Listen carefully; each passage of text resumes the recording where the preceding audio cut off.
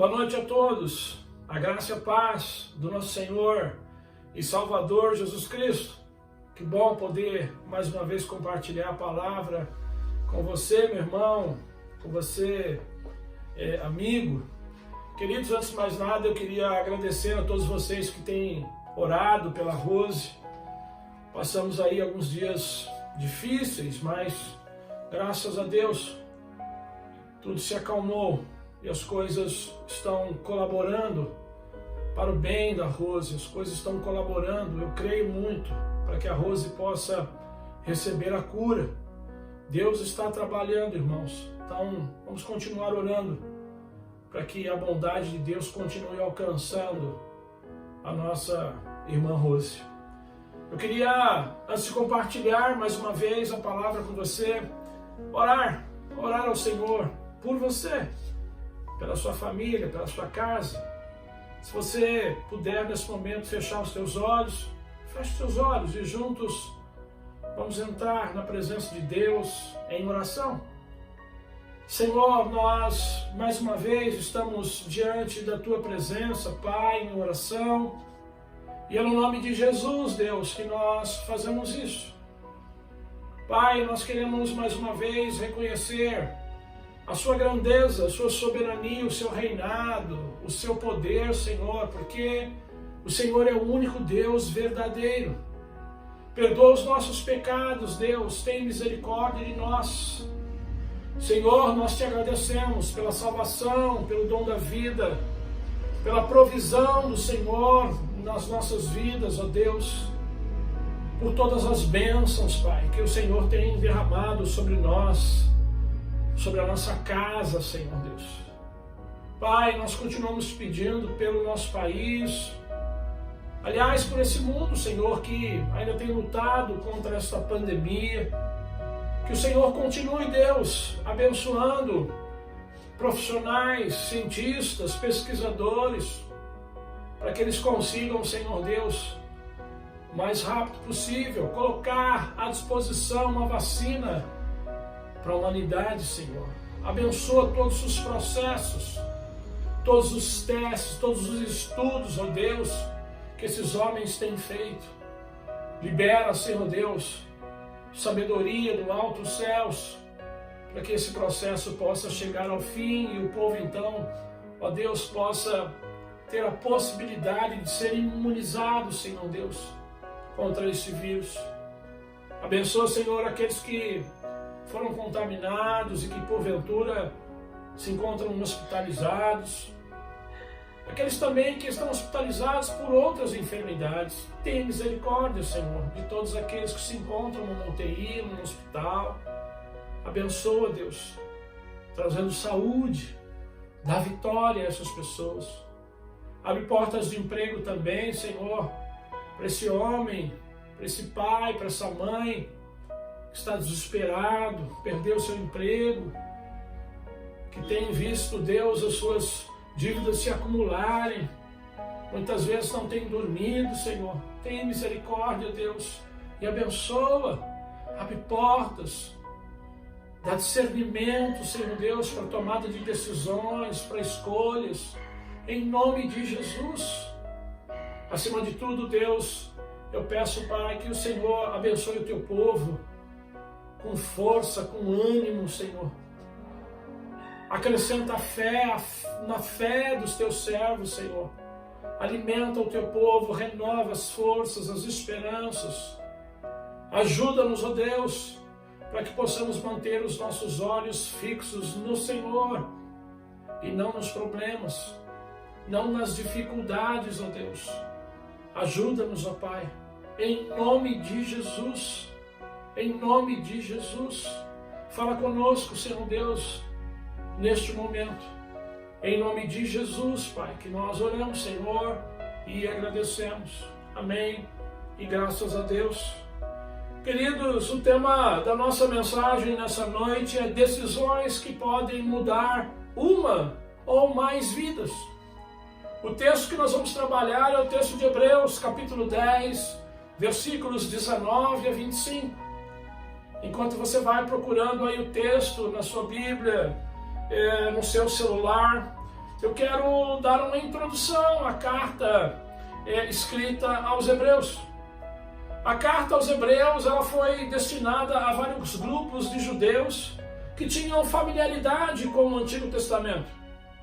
Essa carta era enviada com vários propósitos, mas o principal deles era mostrar para aqueles judeus que eles não perderiam nada se eles escolhessem Jesus. Eles não perderiam nada se eles se mantivessem com Jesus. Muito pelo contrário, eles ganhariam o melhor, o verdadeiro. Então, assim, o autor da carta esperava que eles cedessem, ou melhor, não cedessem à tentação de voltar ao judaísmo. E para isso o autor, então, fez uma comparação entre o melhor, o verdadeiro, o cristianismo, e entre aquilo que era apenas uma sombra, uma imitação, o judaísmo. Então, queridos, por tudo que o cristianismo representa, nós não podemos desistir, mas perseverar. Essa era a mensagem para os hebreus e para nós hoje. Mas como perseveramos diante do cristianismo? Primeiro, aproximando-se do Deus verdadeiro. Hebreus capítulo 10, versículo 22. Diz assim: sendo assim, aproximemo-nos de Deus com um coração sincero e com a plena convicção de fé. Segundo os estudiosos, o autor da carta aos Hebreus, ele se dirige a pelo menos 3 grupos distintos de judeus. O primeiro grupo era formado por judeus cristãos, cuja principal característica era a imaturidade espiritual deles. O segundo grupo era formado por judeus que estavam intelectualmente convencidos do Evangelho, mas que ainda não haviam depositado a sua fé em Jesus Cristo como único Senhor e Salvador das suas vidas. Ou seja, eles ainda não tinham um compromisso espiritual com Jesus. E o terceiro grupo de judeus era de judeus incrédulos, os quais não estavam convencidos da verdade do Evangelho, mas haviam sim ouvido acerca de Jesus e testemunhado do poder de Jesus. Pensando nesses 2 últimos grupos de judeus, aquele que não havia ainda assumido um compromisso com Jesus e o grupo que era formado por judeus que não criam em Jesus, eu quero aproveitar para falar com você que é simpatizante do Evangelho. Você que gosta de ouvir mensagens que são proferidas por determinados pastores. Você que gosta de ouvir e falar sobre Jesus Cristo. Você que diz ter fé somente em Jesus e que antes dessa pandemia gostava até de participar das reuniões nas igrejas evangélicas. Gostava de participar de células, de grupos pequenos, mas ainda não assumiu um compromisso total de fé com Jesus. Ainda não se entregou para Jesus de verdade. Eu quero também falar com você que não acredita em Jesus como o único Deus verdadeiro, mas você acredita no Antigo Testamento. Você acredita na existência de anjos. Você acredita nos profetas, como por exemplo Moisés, mas não está convencido de que Jesus é o caminho, a verdade e a vida, e que ninguém vem ao Pai se não for por intermédio dele. Hebreus capítulo 10, versículo 19 a 21. Começa assim: temos a plena confiança para entrar no Santo dos Santos pelo sangue de Jesus. Temos plena confiança para entrar no Santo dos Santos pelo sangue de Jesus. Essa palavra, querido, é uma palavra de exortação. Deus quer te chamar a atenção nesta noite. Essa palavra ela faz menção ao santuário que havia no Antigo Testamento e também ao sacrifício de Jesus da cruz do Calvário. Hebreus 10, 19 diz: tenha plena confiança, ou seja, você precisa ter uma atitude. Não basta gostar do universo evangélico. Você precisa se voluntariar em relação a Deus. Você precisa se aproximar do Deus verdadeiro. Você precisa ter um encontro real com Deus. Você que ainda não crê em Jesus, a fé em Jesus não tem nada de misterioso. A fé em Jesus é simples. A fé em ato de vontade. Ou você confia em Jesus, ou você não confia em Jesus. A decisão é sua. A decisão é simples assim. Eu quero dizer que você não vai perder se você passar a confiar em Jesus. Você só vai ganhar porque o caminho de Jesus é o verdadeiro. O caminho de Jesus é o melhor. Porque quando nós resolvemos crer em Deus através de Jesus, a vida e o poder sobrenatural de Deus entram em nossas vidas. Quando nós resolvemos crer em Deus através de Jesus, um milagre acontece dentro de nós. Então, por exemplo, pessoas que são fracas se tornam fortes. No Antigo Testamento, quando existia o templo, havia um lugar do templo que se chamava de lugar santíssimo, o Santo dos Santos, o lugar onde se encontrava com Deus, o lugar onde simbolicamente a presença de Deus estava. Aquele lugar ele ficava oculto aos olhos dos adoradores. Somente o sumo sacerdote podia entrar uma vez por ano no Santo dos Santos. O restante do povo ficava do lado de fora. Havia uma parede divisória, uma barreira que mantinha os homens à distância.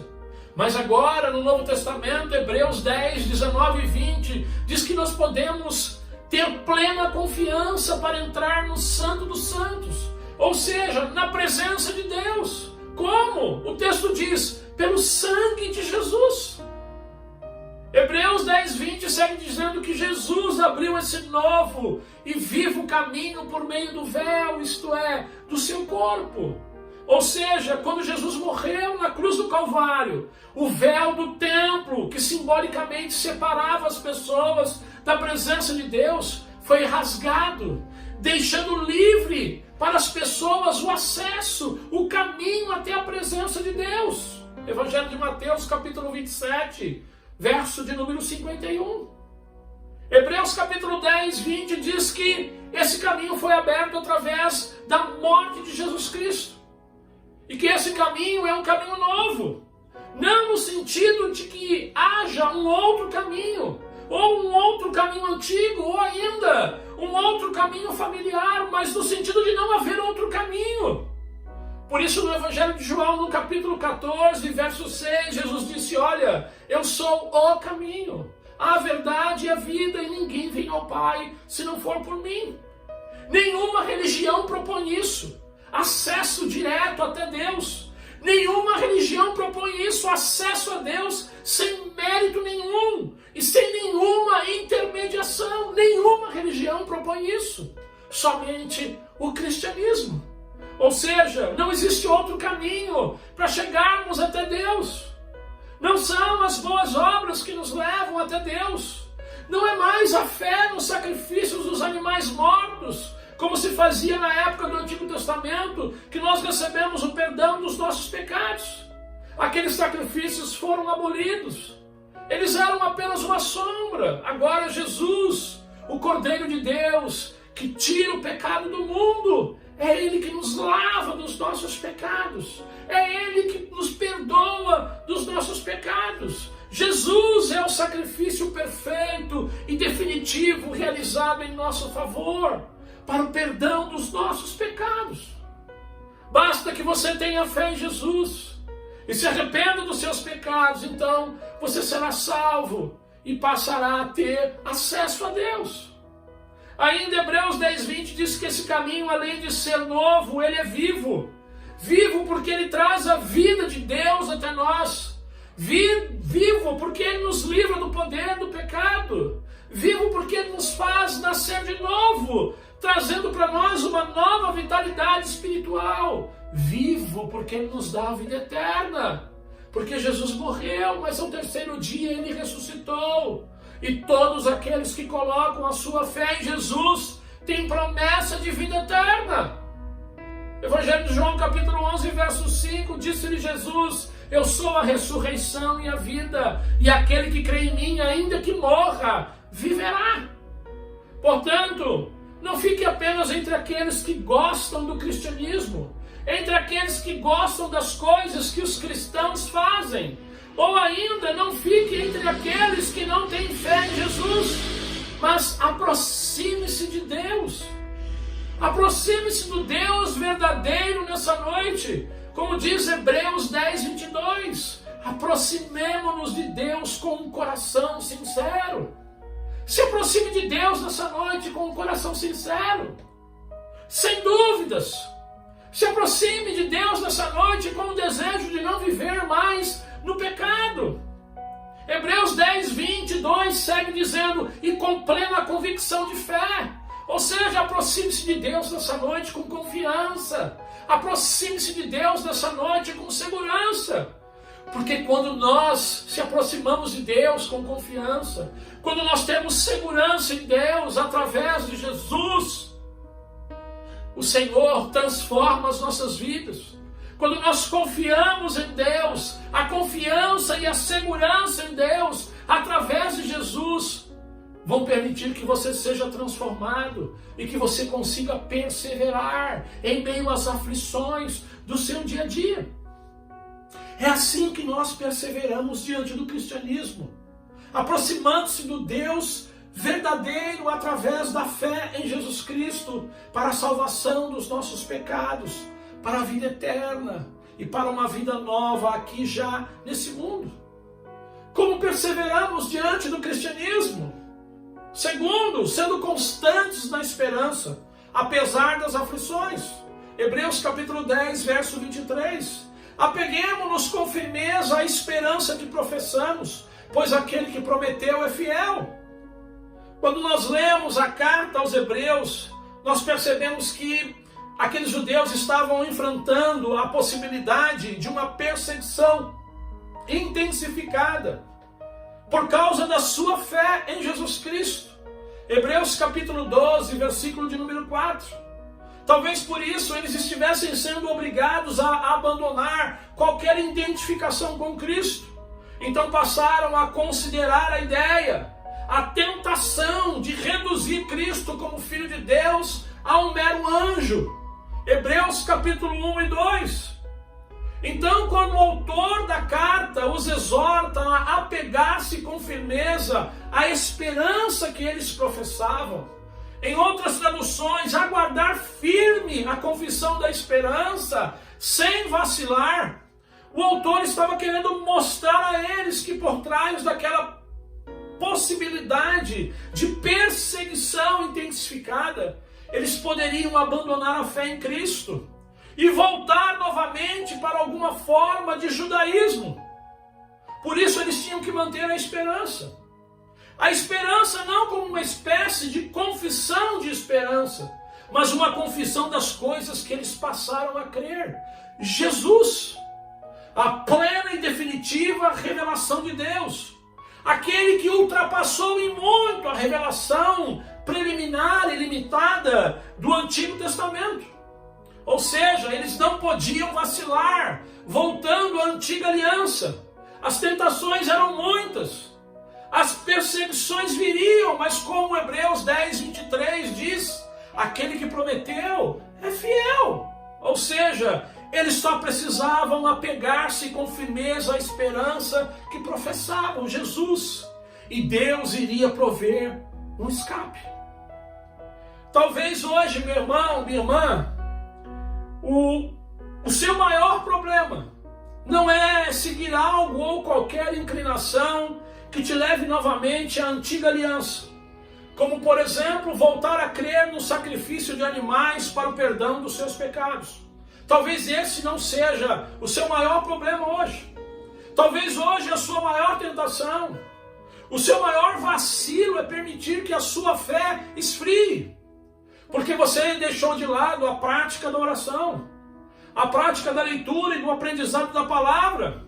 Porque você é alguém que não dá a mínima para a instrução sobre Cristo. Nem mesmo online, nem mesmo no conforto da sua casa.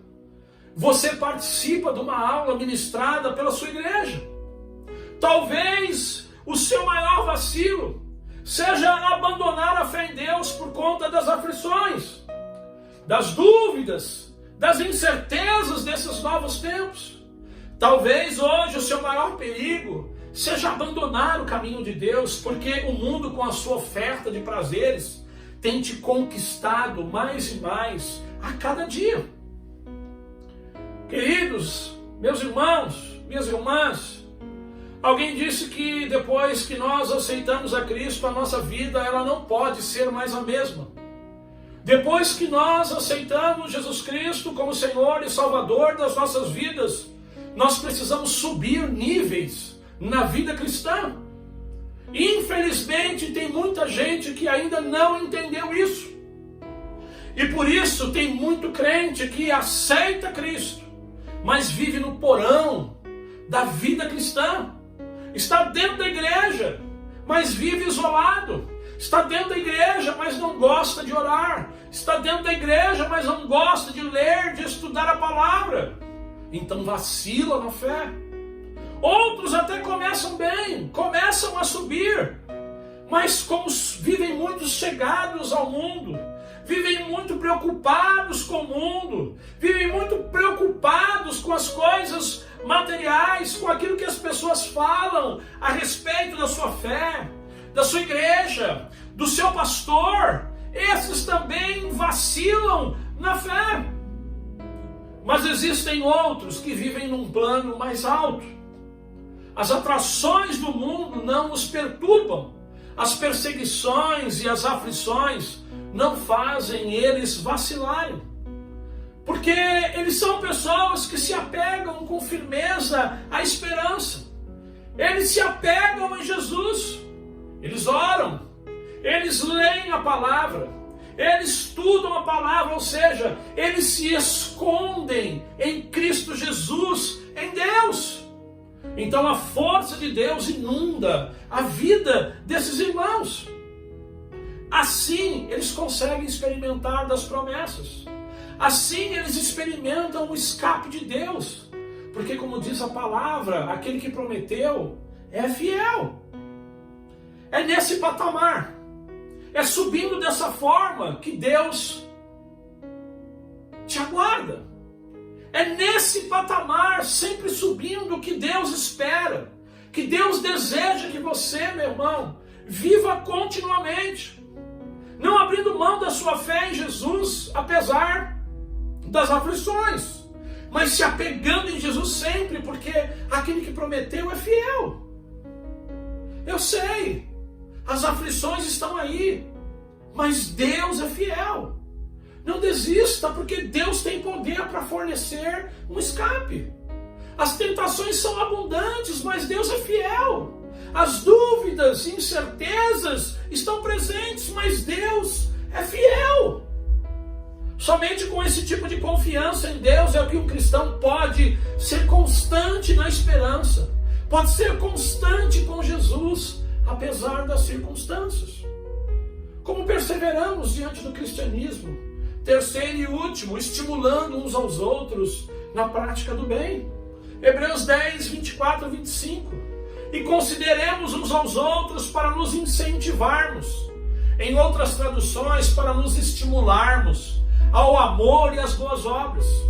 Verso 25, não deixemos de reunir-nos como igreja, segundo o costume de alguns, mas procuremos encorajar-nos uns aos outros, ainda mais quando vocês veem que se aproxima o dia.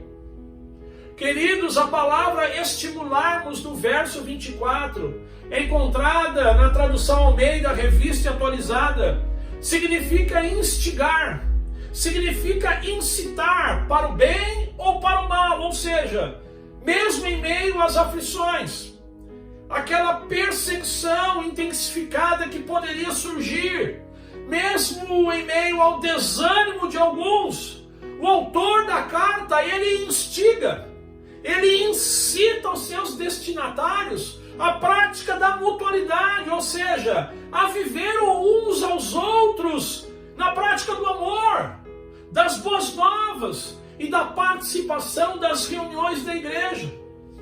Isso tudo era crucial para a continuação daquela igreja, como indivíduos e como comunidade. Infelizmente, hoje em dia, até em tempos de pandemia, Tem muito crente que, ao invés de estimular o outro irmão na prática do bem, estimular o outro irmão nas coisas que são boas, ao amor, às boas obras, à unidade em prol da sua igreja, ele estimula o outro na prática do mal. Ele estimula o outro na prática do ódio, da inveja, da rebelião, da destruição, da confusão, na falta de unidade na igreja local. É ruim também para o cristianismo quando o crente assume um comportamento de apatia, de frieza, de desdém, de mornidão em relação à mutualidade dentro e fora do templo. Eu estou falando daquele crente tanto faz como tanto fez. Do jeito que fizer está bom, contanto que ninguém conte comigo. Quando nós entendemos, irmãos, o que Cristo Jesus fez por nós na cruz do Calvário, quando nós entendemos que Cristo agora é o cabeça da igreja e nós somos o seu corpo, nós passamos a lutar contra o isolamento. Nós passamos a lutar contra a frieza na vida cristã, porque o isolamento e a frieza, ou no isolamento e na frieza, é impossível amar. Mas juntos, por exemplo, numa célula, num pequeno grupo, nós temos a possibilidade de cuidar melhor uns dos outros. No isolamento nós podemos até fazer uma boa obra, mas juntos como igreja, nós podemos fazer muito mais pelas pessoas que necessitam. Talvez foi pensando no isolamento, é que o autor, no versículo 25, pediu que eles se incentivassem uns aos outros, para que eles não deixassem de se reunir como igreja, não abandonassem a igreja. Eu acho que tem muito cristão ainda que não entendeu que existe um elo vital entre a palavra estimular, incentivar uns aos outros, do verso 24, e a palavra igreja, do verso 25. Ou seja, a igreja deve ser um lugar onde o encorajamento deve estar à disposição de todos. Como igreja, todos nós devemos encorajar uns aos outros na participação das reuniões, no templo e nas casas. Se não for assim, como é que nós seremos edificados? Como seremos edificados se deixarmos de nos reunir como igreja, no templo e nas casas? Como seremos edificados se optarmos pelo isolamento? Quando de fato nós entendemos o que Cristo fez por nós na cruz do Calvário, apesar das reuniões no templo ou nas casas às vezes serem pouco inspiradoras, apesar de muitas vezes o Senhor não atender aos nossos pedidos, apesar de muitas vezes nós vermos que alguns irmãos deliberadamente não fazem questão de viver em comunhão, porque estão muito mais preocupados com questões particulares, ou que vivem discordando de algo, porque aquilo dá trabalho. Quando eu entendo o que Cristo fez por mim, em lugar de vacilar na fé, seguindo irmãos que infelizmente são um mau exemplo no que tange a mutualidade de uns aos outros, eu sou obediente à exortação de edificação mútua, ou seja, eu colaboro estimulando uns aos outros na prática do amor, nas boas obras e nas reuniões como igreja, dentro ou fora do templo. Pois como diz o final do verso 25, o dia se aproxima. Cuidado, meu irmão, cuidado, minha irmã, repense as suas ações, as suas omissões, porque Jesus está voltando, o dia se aproxima. Nós perseveramos diante do cristianismo quando estimulamos uns aos outros na prática das coisas que são boas. Eu quero concluir.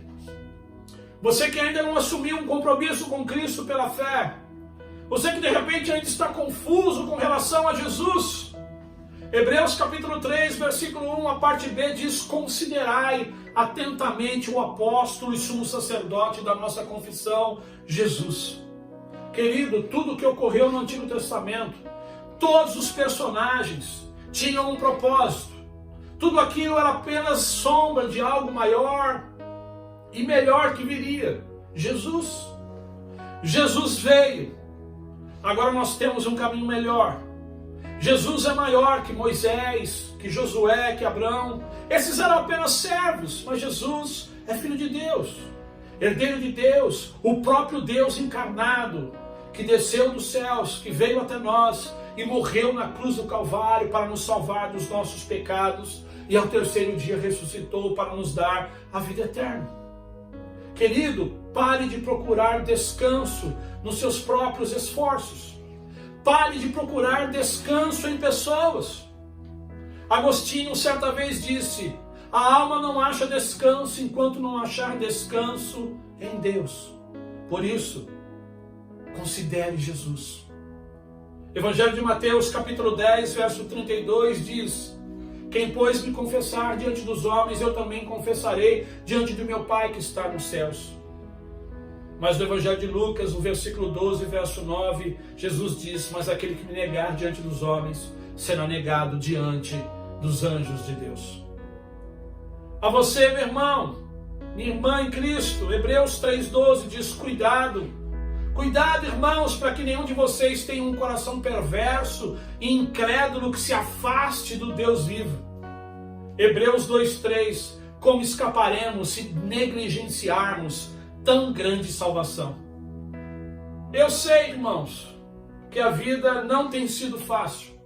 A vida já não era fácil. Depois da pandemia ficou pior. Mas se nós queremos agradar a Deus, nós precisamos ter fé nele. Nós precisamos continuar com fé nele, na sua palavra. Hebreus 11,6 diz que sem fé é impossível agradar a Deus. Pois aquele que dele se aproxima precisa crer que ele existe e recompensa aqueles que o buscam. Meu irmão, minha irmã, alguém já disse que a vida cristã é como andar de bicicleta. Se você parar, você cai. Se você parar, meu irmão, você vai cair. Se você parar, minha irmã, você vai cair. Então fixe o olhar em Jesus. Invista na oração, na leitura da palavra, no aprendizado da palavra, porque somente assim Deus vai ocupar o devido lugar na sua vida e te dar força, poder para você superar os seus obstáculos e conquistar vitórias. Fique firme, creia no Senhor, porque aquele que prometeu é fiel. Que Deus te abençoe. Que o amor do Deus Pai, a graça do Deus Filho e as doces consolações do Espírito Santo de Deus permaneçam com todos nós desde agora e para todo sempre.